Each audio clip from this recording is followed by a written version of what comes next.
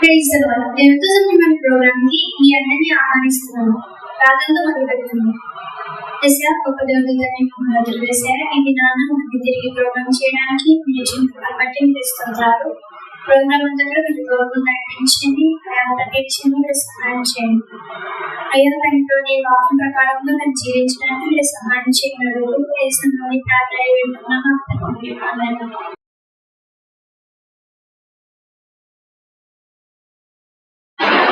ఇప్పుడు మనం ఒక యాక్టింగ్ సాంగ్ చేస్తున్నాం.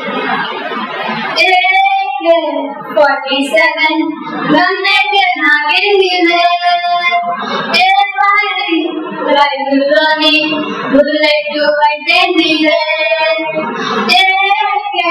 47 గన్నైతే రైతులోని బుల్లెట్ అయితే భయం లేదు ఏం లేదు ఈ రంగంలో ఏసయ్యలో ఉండగా భయం లేదు భూతం లేదు మా ఇళ్ళలో ఏసయ్య కలిసి ఉండగా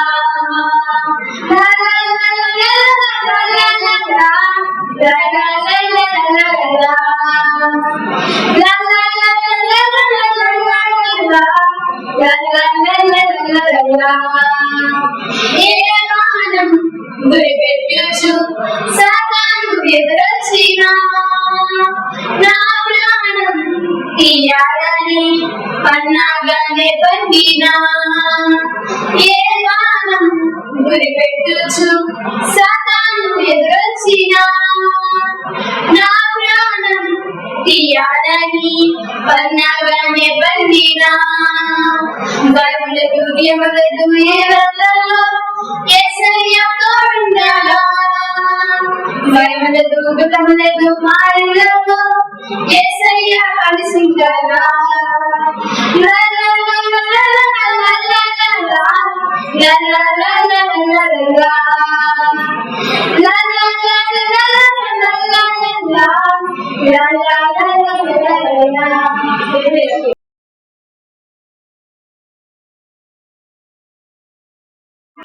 ఈ రోజు మనం ఇస్సాకు గురించి తెలుసుకున్నాం. ఇస్సాకు ఎవరో కాదు, లాస్ట్ వీక్ మనం యాకోబు గురించి తెలుసుకున్నాం కదా.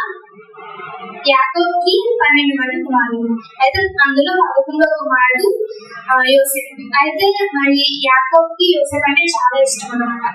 ఎప్పుడు తనని చాలా ఎక్కువగా ప్రేమించేవాడు. తన కుమారులందరిలోనూ యోసేపుని ఎక్కువ ప్రేమించేవాడు. అయితే ఒక రోజు తనకి ఒక విచిత్రమైన నిరుడంగిని పుట్టిస్తాడు అనమాట. యోసేపుని పుట్టించి తనకి ఇచ్చిన తర్వాత మరి తన అన్నలు షెకెములో మందని వేసుకుంటున్నారు. మనం ముందే చెప్పుకున్నాం కదా, వీళ్ళందరికీ గొర్రెలు ఉండేవాడి. మరి ఆ మందని వాళ్ళు వేసుకున్నప్పుడు మీ అన్న వాళ్ళు మంచిగా ఉన్నారా, వాళ్ళు తిన్నారా, లేదా ఎలా ఉన్నారో తెలుసుకుంటామని యాకోబు యోసేపుని పంపిస్తాడు అనమాట. పంపించినప్పుడు యోసేపు ఆ విచిత్రమైన నిరుడాన్ని వేసుకుని తన అన్న దగ్గరికి వెళ్తాడు. వెళ్ళినప్పుడు అక్కడ వాళ్ళు అన్నీ ఉంటారు అనమాట. ఉండకపోతే అక్కడ ఉన్న ప్రజలు అడిగినప్పుడు వాళ్ళు కొంచెం ముందుకు వెళ్ళారు అని చెప్పినప్పుడు యోసేపు కూడా వెళ్తాడు. ముందుకు వెళ్ళినప్పుడు తన అన్న వాళ్ళు తనని దూరం నుంచి చూసి మరి కళలు కనే వాడు వస్తున్నాడు అని చెప్పేసి అంటాడు. అలా ఎందుకు అంటారంటే యోసేపుకి చిన్నప్పుడే చాలా కళలు వచ్చేవి. ఏమన్నా ఫస్ట్ కళ ఏంటంటే తన పొలంలో వాళ్ళందరూ పనులు కడుతూ ఉంటారు అనమాట. పనులు కడుతున్నప్పుడు యోసేపు పనులకి తన అన్నతమ్ముడు పనులన్నీ కూడా శాస్త్రంగా పడతాయి అనమాట.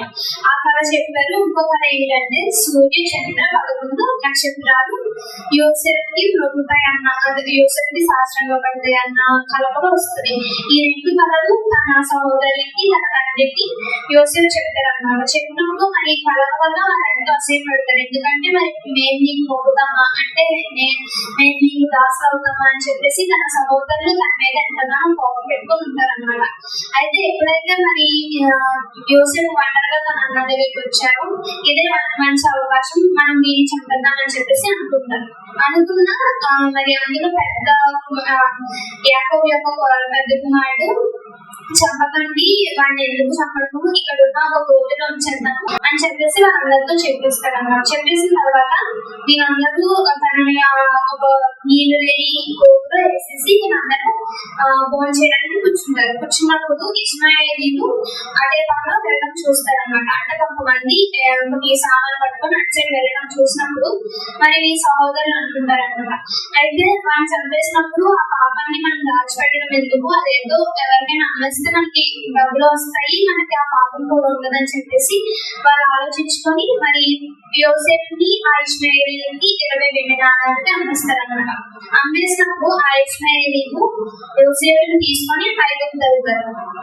ఐగుప్తుకి మరి రాజు ఫరో దగ్గర పనిచేస్తున్న మరి పోతీఫర్కి ఈ యోసేపుని మళ్ళీ బానిసగా అమ్మేస్తారు అక్కడ. యోసేపుని అమ్మేసిన తర్వాత మరి అక్కడ యోసేపుని మరి పోతీఫర్ తన ఇంట్లో ఒక సేవకుడిగా పెట్టుకొని ఉంటాడు అనమాట. ఉన్నప్పుడు మరి దేవుడి కృప యోసేపుతో అప్పటికి మరి కళలు వచ్చాయి కదా, దేవుడు మరి ఎక్కడ కూడా యోసేపుని విడిచిపెట్టలేదు. అక్కడ తన బానిస కింద ఉన్నా సరే తను ఉన్న ప్రాంతాన్ని మొత్తం ఆశీర్వదిస్తాడు అనమాట.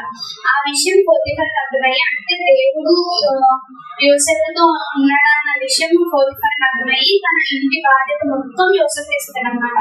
అయితే తన ఇల్లంతా ఎంతగానో అభివృద్ధి చెందుతుంది. అయితే మరి యోసేపుకి తను ఐగుప్తు వచ్చినప్పుడు తనకి 17 ఏళ్ళు, అంటే చాలా మంచి యవ్వనంలో ఉన్నాడు. అయితే పోతీఫర్ భార్య యోసేపుని చూసి తనతో పాపం చేయమని అడుగుతుంది.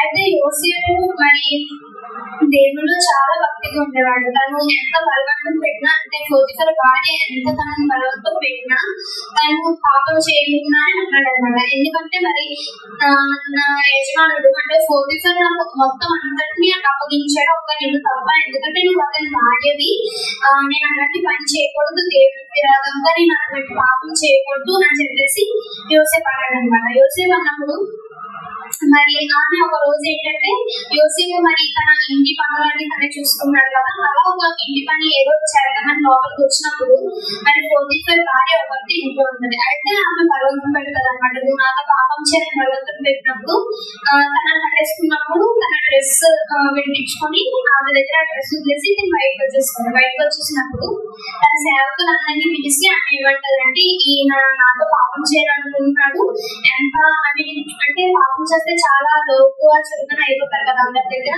అలాంటి మన పరువు తీయాలనుకుంటున్నాడు ఇతను అని చెప్పేసి అన్నప్పుడు మరి వాళ్ళందరూ నమ్ముతారు అన్నమాట మాట్లాడి. తన భర్త కూడా అదే విషయం చెప్తుంది.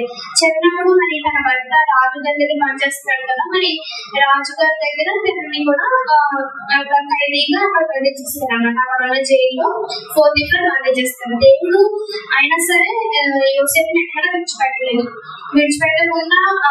తన ఖైదీగా ఉంటున్నా, ఆ జైల్లో తన ఖైదీగా ఉంటున్నా సరే దేవుడు ఎంతగానో ఆశీర్వదించాడు. ఎలా అంటే అక్కడ ఉన్న కొంతమంది ఖైదీలకి తనకి అధిపతిగా చేశాడు. అక్కడ ఉన్న అంటే జైలు పట్ల అధికారులు ఉంటారు కదా, ఆ అధికారి కింద ఇంకా కొంతమంది అధికారులు ఉంటారు. ఆ అధికారులు లాగా యోసేపుని కూడా చేస్తారన్నమాట. చేసినప్పుడు మరి అయితే ఫరో దగ్గర పనిచేస్తున్న, అంటే ఫరోకి ద్రాక్షారసం ఇచ్చే ఒకడు, ఇంకా ఫరోకి ఆహారం పట్టే ఇంకొకడు కూడా ఇద్దరు ఫరో దగ్గర తప్పు చేసి ఆ ఖైదీల మీద యోసేపు పర్యవేక్షణ కింద వస్తాడు.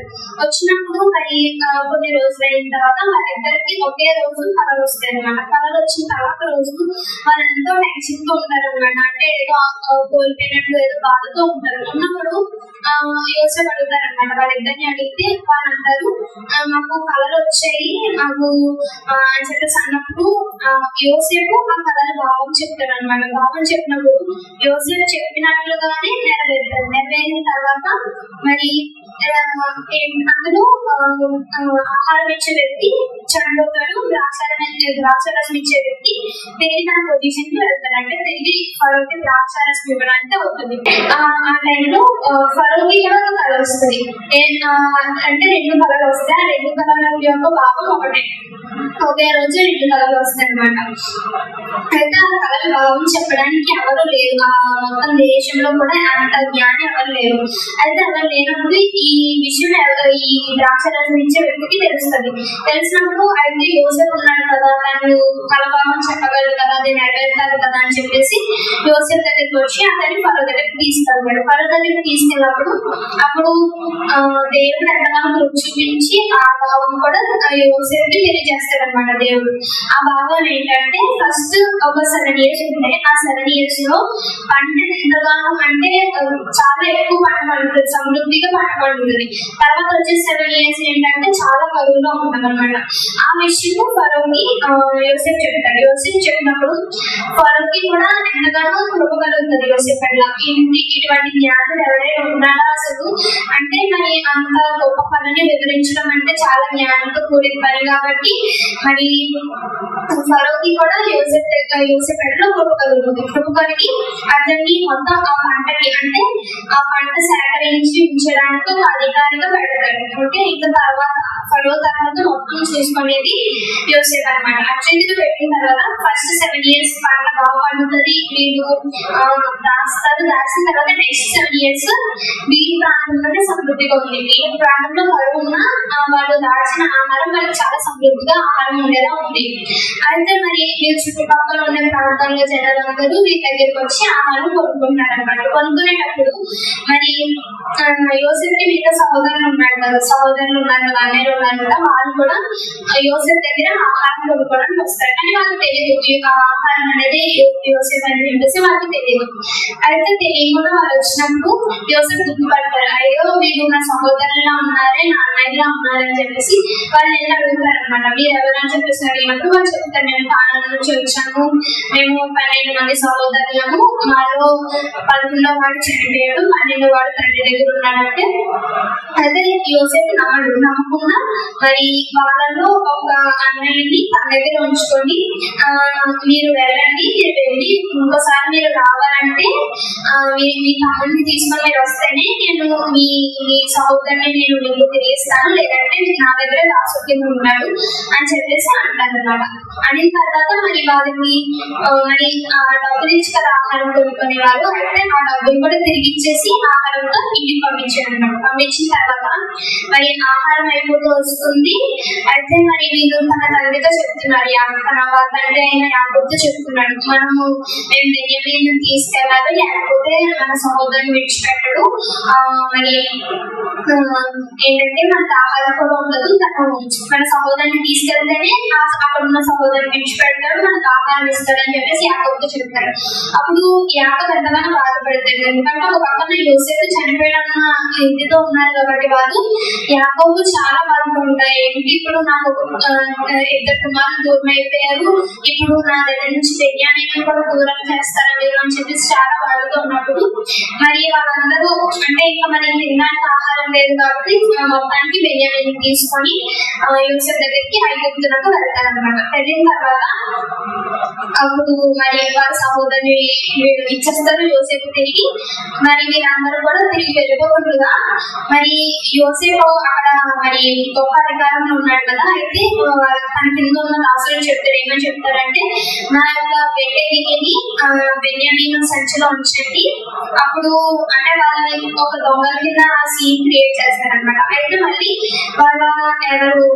వాళ్ళ యోసేపు యొక్క దాసుల నుంచి చెప్తారనమాట, ఇలాగా మీ తమ్ముడైన బెన్యామీను మీ తమ్ముడని చెప్పరు, బెన్యామీను సంచిలో వెండి గిన్నె ఉందని చెప్పేసి యోసేపు యొక్క దాసులు వచ్చి చెప్తారనమాట. అయితే అప్పుడు తిరిగి మొత్తం ఈ సహోదరులందరినీ తిరిగి రమ్మని చెప్తాడు. యాకోబు కుమారులందరినీ తిరిగి వస్తారు. వచ్చిన తర్వాత అప్పుడు ఏమంటాడంటే నేను ఈ బెన్యామీను ఒకడే కదా తప్పు చేశాడు, మీరు అందరు వెళ్ళిపోండి, నేను ఈ ఒక్కడిని శిక్షిస్తానని చెప్పినప్పుడు అప్పుడు యూదా ఏమంటాడంటే నువ్వు అలా శిక్షించడానికి లేదు, మా తమ్ముడికి మా తండ్రి ఇప్పుడే ఎంతగానో బాధపడుతున్నాడు, ఎందుకంటే మాలో ఒక సహోదరుడు చనిపోయాడు, ఇప్పుడు వీడు కూడా దూరం అయ్యాడంటే చాలా బాధతో ఉంటాడు, అక్కడ ఈ స్థితి మేము చూడలేము అని చెప్పేసి యూదా చెప్పినప్పుడు అప్పుడు యోసేపు తనని తాను తెలియపరుచుకుంటాడు అనమాట. నేను ఎవరో కాదు, మీ సహోదరుడైన యోసేపుని, మరి మీరు నాకు కీడు చేయాలని మీరు నన్ను అమ్మేసిన దేవుడు దాన్ని నేనే చేశాడు, ఆయన ప్రణాళికని అతిగా ఆయన నెరవేర్చుకున్నాడు, మీరు మన తండ్రితో కలిపి తిరిగి ఇక్కడికి వస్తే నేను మిమ్మల్ని పోషిస్తాను చూస్తాను, ఎందుకంటే మనకు గవర్నర్ పొజిషన్ ఉన్నాడు కదా, నేను మీ వరకు అంతా చూసుకుంటానని చెప్పేసి తన సహోదరులు చెప్పినప్పుడు తన సహోదరులు అప్పుడు తన దగ్గర సాక్ష్యంగా పడతారు. అంటే తనకు వచ్చిన కళ నెరవేరుతుంది. నెరవేరిన తర్వాత మరి తిరిగి యాకోబు తీసుకొస్తారు. అందరూ కూడా అక్కడే సమృద్ధిగా ఉంటారన్నమాట. అయితే మరి దీని నుంచి మనం తెలుసుకోవాల్సిన విషయం ఏంటంటే, మరి యోసేపు తన తల్లిదండ్రులు లేకపోయినా సరే దేవునిలో ఎంతో భక్తిగా ఉన్నాడు. అంటే అక్కడ తనకి పాపం చేయడానికి అవకాశం వచ్చినా సరే పాపం చేయకుండా పాపానికి చాలా దూరంగా వెళ్ళిపోతాడు. ఇంకా దేవుని ఎడల అంటే ఒక నమ్మకం విశ్వాసం నుంచి తన జీవితం చాలా భక్తిపరంగా కొనసాగించాడు, చాలా భక్తితో కొనసాగించాడు అనమాట. అందుకని దేవుడు తనని ఎక్కడ విడిచిపెట్టలేదు. తన ఖైదీగా ఉన్నా సరే తనని ఎంతగానో హెచ్చించి ఒక మంచి గవర్నర్ లాంటి పొజిషన్ యోసేపు ఇచ్చాడు. నిజంగా దేవుడు యొక్క ప్రణాళిక ఎప్పుడైనా ఎలాగైనా నెరవేరుతుంది. మనం ఆయన ఏదైనా నమ్మకంగా ఉంటే ఖచ్చితంగా ఆయన మన జీవితాలలో చాలా నమ్మకంగా మనం ఊహించలేనని గొప్ప కార్యాలు చేస్తాడు అనమాట ఆయన. మనం కూడా యోసేపు లాగా దేవునికి ఎంతగానో నమ్మకంగా ఉండి మన పాపములకు దూరంగా వెళ్ళిపోతుంటారు. లాస్ట్ వీక్ ఇచ్చిన కంఠస్వారం చెప్తారా?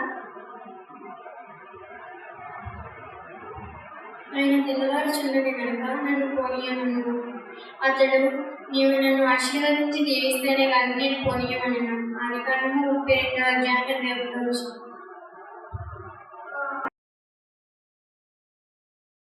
ఈరోజు కంఠస్వారం తెలుసుకున్నాం. కీర్తనకు 23వ అధ్యాయం 1వ వచనం.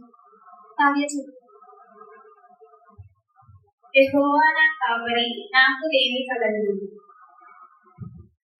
ఇది నెక్స్ట్ వీక్ నేను అడుగుతాను, మీరు ఇద్దరు ఖచ్చితంగా చెప్పాలి.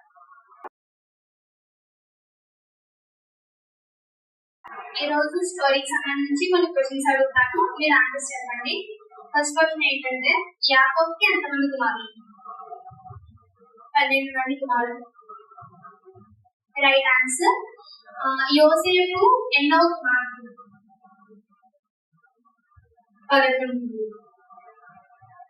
11వ కుమారుడు. Okay, right answer.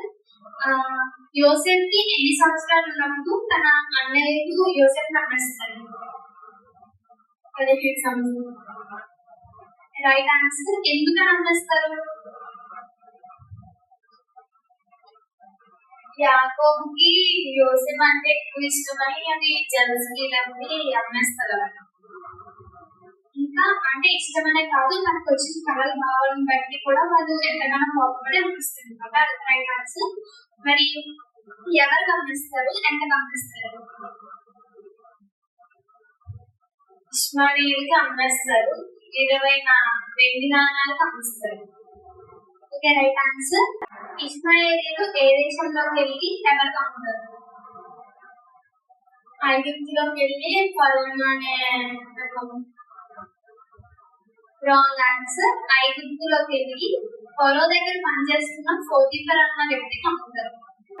మరి పోతిఫర్ కి యోసేపుని అమ్మేసిన తర్వాత యోసేపుని తన సేవకులలో ఒక సేవకుడుగా ఉంచుకుంటాడు, చాలా మంచిగా చూస్తాడు యోసేపుని. చూసిన తర్వాత మరి ఎందుకు యోసేపుని జైల్లో పెట్టాలనుకుంటాడు పోతిఫర్? పోతిఫర్ భార్య ఇలాగా పాపం చేశారని భార్య ఇలాగా చెప్పిందని జైలు వేశారు. తను చెప్పడం వల్ల ఇసక అక్కడికి ఇసక పాపం అవ్వలేదు. అయితే మరి ఆ జైలు నుంచి ఫరో దగ్గరికి యోసేపు ఎందుకు వెళ్ళాడు? తన కళ భావం ఇలాగా చెప్పడానికి తన కళ భావం చెప్పడానికి వెళ్ళాడు. మరి తన కళ యొక్క భావం ఏంటి? ఫరో యొక్క కళ యొక్క భావం ఏంటి? 7 years సమృద్ధిగా పండమంటది. 7 years కరువులో ఉండడానికి యోసేపు చెప్తాడు. Right answer. ఈ కళ వచ్చిన తర్వాత మరి యోసేపుతో ఫరో ఏమని చెప్తాడు? తనని అధికారిగా నియమిస్తాడు అనమాట. అక్కడ ఉన్న మొత్తం ఆ పంటని జాగ్రత్తగా చూస్తూ మనకి నెక్స్ట్ 7 years సమృద్ధిగా ఉండాలి అని చెప్పేసి ఫరోకి ఆ బాధ్యత మొత్తం అప్పగిస్తారు. మరి ఎవరి సంచిలో యోసేపు యొక్క వెండి గిన్నె దొరికింది? బెన్యామిన్. Right answer. దీంతో క్వశ్చన్స్ తెచ్చుకున్నాం. మరి ఈ రోజు స్టోరీ బట్టి మీకు అసలు ఏం అర్థమైంది, ఏం తెలుసుకున్నారు, ఎలా ఉన్నారని తెలుసుకున్నారు? ఇద్దరు చెప్పాలి. యోసేపు లాగా నీట్గా ఉండాలి, వాళ్ళ అన్నిలాగా చెడుబాటు చేయడం, పాపం చేయడం చేయకూడదు. నీకేం అర్థమైంది కావ్య? మనకి తెలిసినట్టు ఉండాలి, దేవుడి దగ్గర భయభక్తులు కలిగి ఉండాలి, అలాగా పక్కవారు చెందినవి చెడు పనులు కూడా చేయకూడదు. ముఖ్యంగా యోసేపులో ఉన్న చాలా ఇంపార్టెంట్ అయిన విషయం ఏంటంటే తను తన పేరెంట్స్ కి దూరంగా ఉన్నా ఎక్కడ దేవుని దగ్గర భయభక్తులు తగ్గిపోలేదు. పాపం చేయడానికి తనకు అవకాశం వచ్చినా సరే పాపానికి ఎంతగానో దూరంగా వెళ్ళిపోతాడు. మనం అది చాలా గుర్తుంచుకొని అట్లా మనం ఉండాలి. ప్రార్థనతో ముగించుకుంటాం. ఎస్ఐ గొప్ప దేవుడు ధన్యవాదాల ద్వారా ఈరోజు ప్రోగ్రామ్ అయితే మీరు సహాయం చేసినందుకు నీకు వందనాలు అయ్యా. మేము కూడా యోసేపు లాంటి జీవితం జీవించడానికి మీరు సహాయం చేయండి. మరి మేము కూడా పాపానికి దూరంగా వెళ్ళిపోవడానికి సహాయం చేయండి. మరి చిన్నపిల్లలుగా ఎవరస్తులుగా ఉంటుండగా దాన్ని నీళ్ళు ఎక్కువ ఉండడానికి మీరు సహాయం చేయగలుగుతున్నాం. కానీ నీకు స్తోత్రాలు. ఈ కృపలో భద్రపరచండి. మళ్ళీ వచ్చే వారం నీ సన్నిధికి రావడానికి మీరు ఇప్పుడు చూపించి నడిపించిన అడుగుతూ ఏ సమయంలో ప్రార్థన వేడుకుంటున్నాం మా తండ్రి. ఆమేన్. Praise the lord.